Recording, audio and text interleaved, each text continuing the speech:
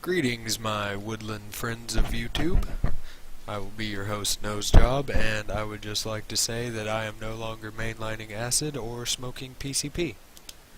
Alright, so, first of all, I'd like to say if you just want a walkthrough on where to place blocks to build a door, trap, farm, whatever, this is not the series for you.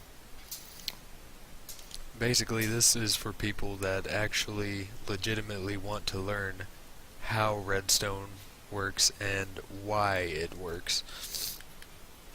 So I just wanted to get that out of the way, and also I would like to mention that this is exclusively for the Xbox version. I'm going to explain why the things people have copied from tutorials on the PC version, why a lot of times they do not work.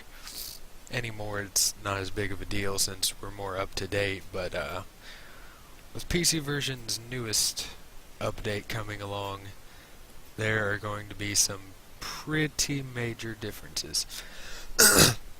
Okay, well, I'm just going to get into this as if you are completely new to this. You do not even know what redstone is, you don't know a thing about it, what the items do, any of that. So I'm just going to assume you have absolutely no knowledge about it to begin with. If you do, you may want to skip to the next video, but I don't know, hang around for a little bit, you might still learn something new. Okay, sources of power. So first of all, we have the lever, and when it's on, whatever you're outputting to stays on. And dust, by the way, dust, it's kind of like Redstone's version of electronic wiring, but not really. Don't think of this as electricity, first of all, because it's not. It's pretty much magic. Okay, well, you'll see if you place one tile down, it's just a dot of dust. But if you place dust around it, it automatically connects. And you can use this to link them together and transmit a signal over an arbitrary distance. And also, this is something I forgot to add, redstone dust will only transmit a signal up to 15 meters or blocks, tiles, whatever. And at that point, you need some way to continue the signal, and they added repeaters, which is really handy for this because it will take that signal and transmit it, but we're going to talk a little bit more about repeaters and such later. Okay, so that's how a lever works. When it's on, it's on. And also this right here, this block, does not count as part of those 15 meters.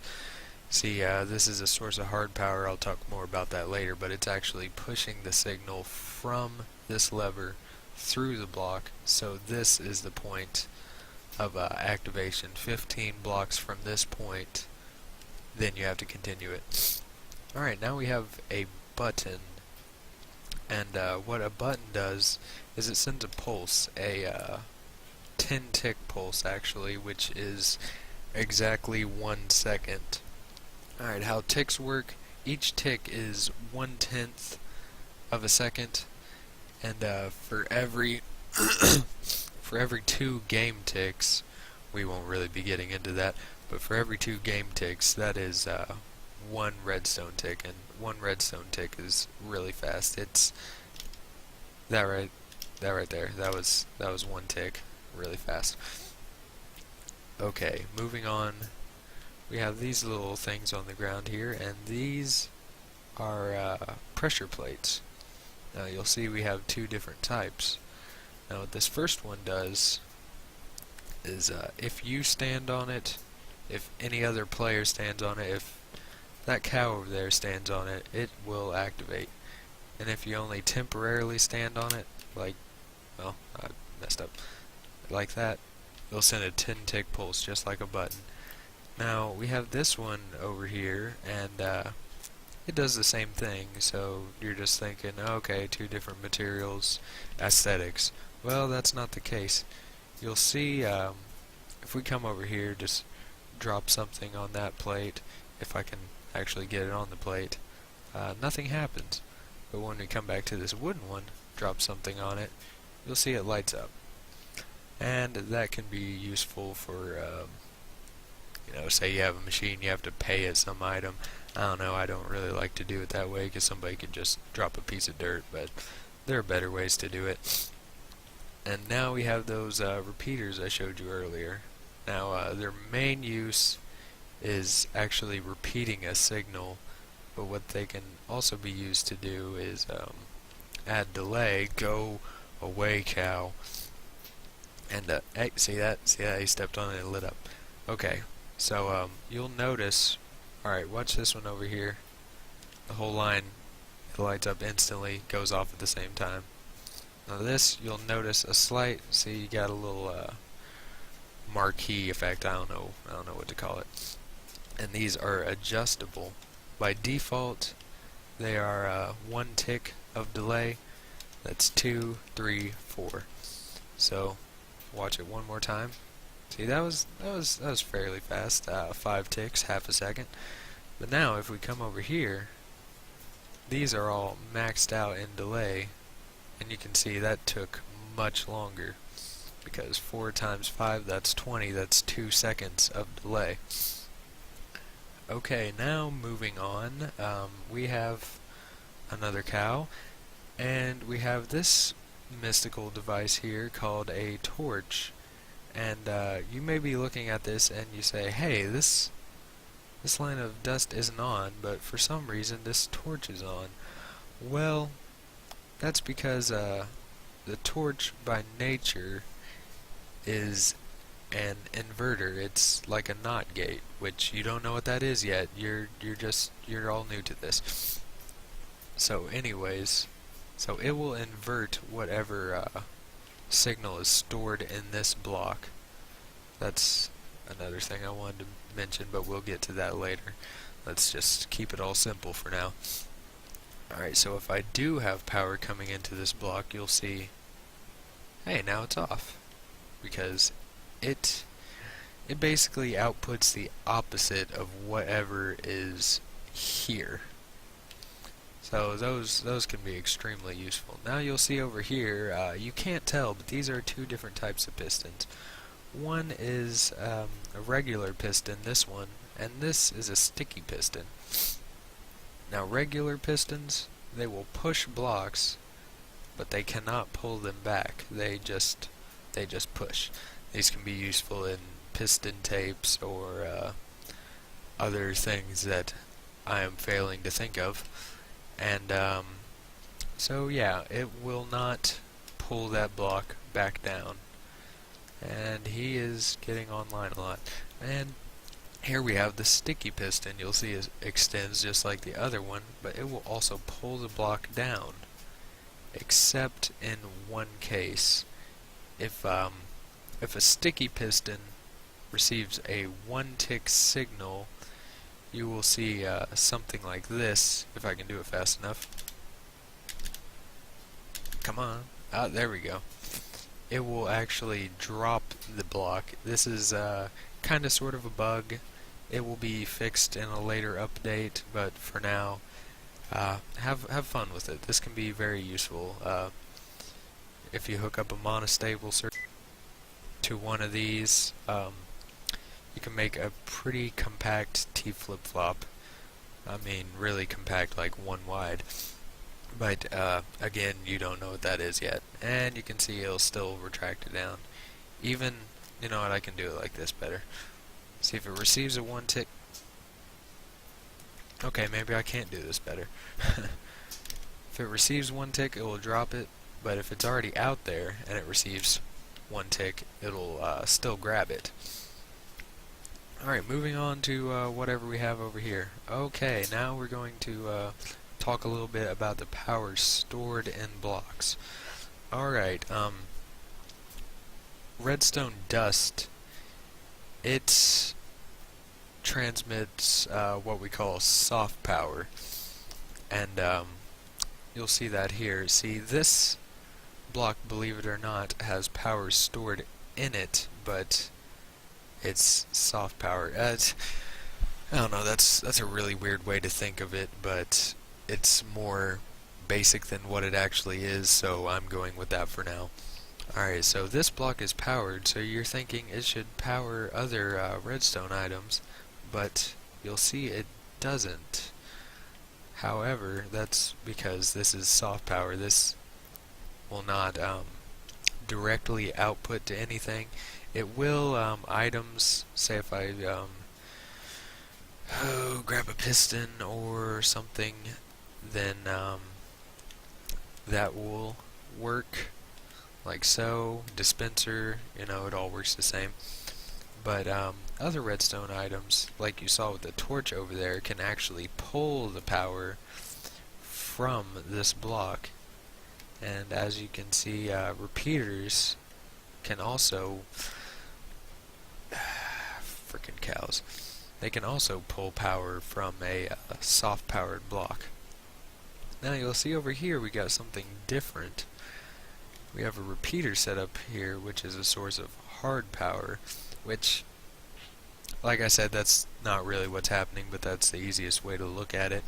What's actually happening is this repeater can push power through this block, and you'll see if I put a piece of dust over here, it'll activate over here. On top of it, it doesn't matter, it's going to push it through. Even if I put something under it, which is extremely useful. But yeah, you see how that works. Now over here we have our torch again, which is also a source of hard power. Say if I have something like this, put a piece of dust on top of it, it will push through that block up to here and activate. And this is a perfect example to show you a feedback loop. Alright, see, this is powering this block, but remember it's a natural inverter, so if I place a piece of redstone dust here, it will eventually burn itself out because it's powering this, and since this is powered, it's powering this block, which turns it off, turns the dust off. This block is unpowered, this comes back on, and it does that repeatedly, and that's too fast for it to handle, and it's getting dark, and I don't have a bed. Oh no. I think you can still see stuff pretty well. I don't want to dig through the menu again. But yeah, it's just way too fast for it, and it can't handle it. Torches are also kind of weird in the Xbox version, and sometimes they do not take to a one-tick pulse very well either. And here's another thing you can do. You can set something up like that. That'll work if you just need to go up one level from a torch. I do that all the time. And that's about it for that. And moving on, well, you'll see we have some glass here. Now, glass, along with some other blocks, are transparent, and what that means in terms of redstone is a signal cannot pass through it. See, you're thinking this block should be powered, but it's transparent, so it can't be powered. You'll see this repeater is not drawing that power, and likewise this repeater can't push the power through. And you're probably thinking, okay, so transparent items are pretty much useless in redstone and we will avoid them. And that's incorrect. They can be useful for, once again, piston tapes, because, or any mechanical based memory really, because this can act as a 0 instead of 1, and I'm getting ahead of myself and you don't know about that stuff yet. But just know, at some point, if you really get into redstone, you will definitely be using transparent blocks. And also, glowstone is a transparent block, and that's another thing that I'm going to talk about later. Why a lot of PC version tutorials do not work for the Xbox is because a lot of them use what's called glowstone logic, and I'll be going over that in a minute. Alright, vertical transmission. Ooh, a lot of people like to use torches. I don't like it, but it's there, so I should probably go over it. Alright, you see the top torch is off, but when we switch this power inverts this torch. This block is no longer powered, so this torch is on. This block is now powered. This torch is off, and yada yada, etc. It will repeat that as high as you go. If you wanted to go to the maximum limit, go for it. It will work. But I don't really like doing this stuff because it's slow. Pretty much the only time I recommend it is if you absolutely only have room for a 1 by 1 by n design. You need one block of surface area. Then this is useful, but other than that, it's usually the worst option. This is something I do actually use from time to time, not this many, but if you need several inversions within a small space, this is a way to do it. The same thing is going on here as is here, but it's just more dense, and it inverts, you know, side to side in a 2 by 1 area. So that I actually do use. Over here, okay, now is where I explain glowstone logic a little bit. Alright, so let's pretend these gold blocks are glowstone, and the reason I'm not actually using glowstone is because you can't place dust on top of it yet. If you've been playing the Xbox version for a while, you remember that you could place dust on top of it, and that's because it was previously a solid block, and in the latest update they changed it back to transparent, but you can't place dust on it yet. That is coming probably in the next update, and it will be pretty much amazing. So I'm sure you've seen on YouTube a lot of things that look like this, except instead of butter blocks, it's glowstone. And you'll see that the signal just goes up seemingly in a magical fashion, and I'll explain exactly why that works. Alright, so you'll see it stops right here because a solid block will cut off dust, and that's also useful. It's useful in things like piston logic, which I'll also get around to explaining later. It's a little bit more advanced. Wire cutting, really useful in any sort of complex systems that are really dependent on synchronization and need to be fast, computers, things like that. But I'll talk about that later, probably a long time later in a completely different series. So anyways, you see that this is cutting it off, but watch when I replace this block with glowstone. See that? This block, or tile, is now activated, it's powered. And that's because, since this is a transparent block, the signal can pass under it diagonally, and it doesn't actually look connected, but it is. That's just a weird visual thing there, not a bug, but weird graphics, whatever.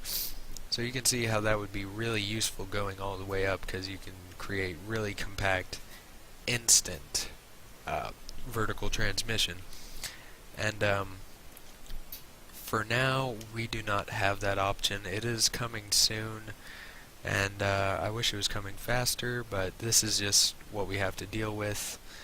But when it does come, you'll be able to make redstone things a lot more compact. But until then, if you want instant vertical transmission, this is the way to go. Just a spiral staircase. It doesn't have to be spiraled, but that's the most compact way to do it, I guess. It's still 2 by 2, which is double the size of something like this, and not so friendly on the busing if you have really compact components working together, but it does work, and this is pretty much what I always use unless I need to use something like that. I've done some really interesting wiring with torches and repeaters everywhere. But yeah, I think that covers about everything for now, all the basics anyways. I'll come up with another video probably next weekend. I'm gonna try to get at least one out every weekend. This is a new channel and I still don't have a clue what I'm doing, and yeah.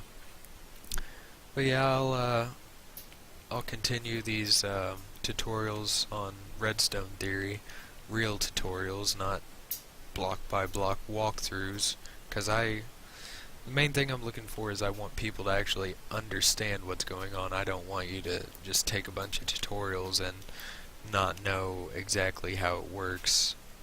So this is more for the people that actually want to learn redstone, and for the people that are looking into making computers and stuff. We are a long ways away from that now, and that's a completely different genre, but I do plan on eventually getting there, and it will be different from any of the other computer tutorials you have seen. I will say that it won't be block by block or anything. I might show some designs of specific things, but probably not. I really want any tutorials I make on an actual machine, I want it to be your own design. I'll explain how it works, what goes into it. From that point, it's up to you. You can design your own mechanisms. You can look up existing designs and piece them together like a puzzle. That's all up to you, but I want you to have your own project. I don't want you to have something that, you just copied from a YouTube video, because that's no fun. It feels more accomplishing when you make something yourself. And I am way off topic here, so I'm going to go ahead and end this. Thank you for watching. If your friends or whatever want to learn redstone, throw this video at them. Anyways, yeah. So I will see you next time.